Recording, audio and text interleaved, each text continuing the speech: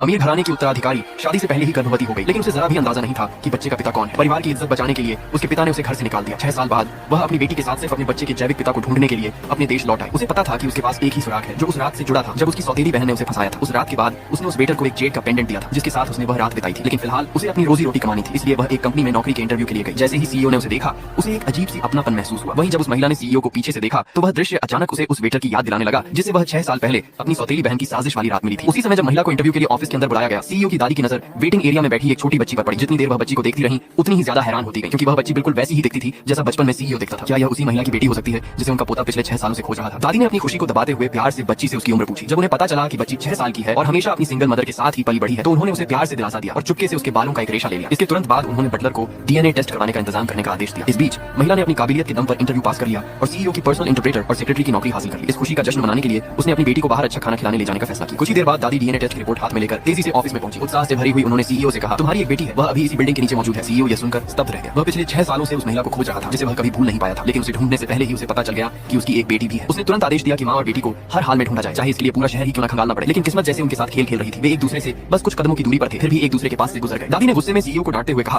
कि वह बिजनेस की दुनिया में इतना काबिल है, लेकिन अपनी बेटी को जन्म देने वाली महिला और अपनी ही बेटी को नहीं ढूंढ पाया। जब उन्हें समझ आ गया कि इस मामले में वह अपने पोते पर भरोसा नहीं कर सकती, तो उन्होंने खुद ही कदम उठाने का फैसला किया। उन्होंने अगले दिन अपने 7वें जन्मदिन का भव्य समारोह आयोजित करने की तैयारी शुरू कर दी और शहर की हर सोशलाइट को निमंत्रण भेजने का फैसला किया, खासकर उन महिलाओं को जिनके साथ 6 साल का बच्चा। उन्हें पूरा विश्वास था कि इस तरह वह अपनी परपोती को जरूर ढूंढ लेंगी। उसी दोपहर एक मेडिकल फोरम में मौजूद कोई भी व्यक्ति उस विशेषज्ञ की सांकेतिक भाषा को समझ नहीं पा रहा था, लेकिन महिला ने अपनी बेहतरीन क्षमता से सभी को प्रभावित कर दिया और उसे उस चर्चा के लिए इंटरप्रेटर चुना गया। उसकी प्रतिभा से प्रभावित होकर सीईओ ने उसे व्यक्तिगत रूप से अपनी दादी के जन्मदिन के समारोह में शामिल होने का निमंत्रण दिया।